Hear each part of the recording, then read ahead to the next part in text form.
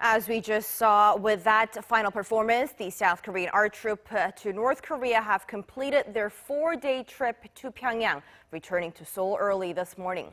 Now, the first such concert held in 13 years held great significance and opened doors for more inter-Korean exchanges in the future. Our Lee Ji-won reports. Inter-Korean cultural exchanges stretch back to 1985, when Seoul and Pyongyang held performances on the sidelines of the first reunion of war-torn families. Since then, the two Koreas engaged in several cultural and sport exchanges until the early 2000s, either to pave the way for a major diplomatic breakthrough that led to the thawing of ties, or to further underscore and celebrate the peaceful mood in the region. After several years of increasingly frosty relations, the PyeongChang Winter Olympics in South Korea provided the optimal backdrop to resume exchanges.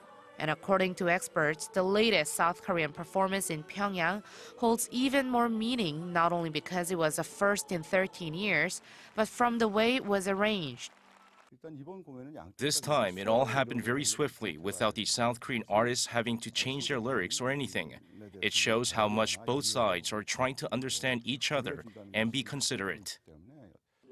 The resumption of inter-Korean cultural exchanges is expected to bring about a ripple effect in other cultural aspects as well. South Korea's Culture Minister Do Jong-hwan, who led the South Korean art troupe to the north, said he hopes to resume numerous joint projects, including the excavation of the ancient Korean dynasty's Manoldae Palace, a UNESCO World Heritage Site in the North's Kaesong City, and the compilation of unified Korean language for the dictionary 결의말 큰사전. Both projects had been running for about 10 years until they were halted in 2015. Previously, there have been various ministerial-level meetings following the Inter-Korean Summit discussing specific ways to develop the relationship. So hopefully, after April's summit, these cultural exchanges and joint projects could be part of their talks. Experts say the South Korean government should work with North Korea to set up an environment to make these exchanges more stable, so they are not merely a way to break through tense situations, but a genuine opportunity for Koreans on both sides of the border to understand each other better. But some experts say the South Korean government must be careful not to overwhelm the public with too much North Korean culture.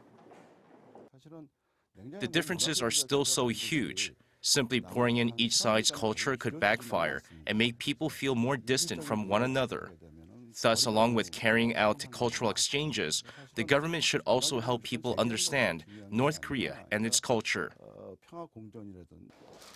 After more than a decade of escalating tensions and widening gulf between the two sides, Seoul and Pyongyang are once again utilizing inter-Korean cultural exchanges to narrow differences and work toward mutual understanding and harmony.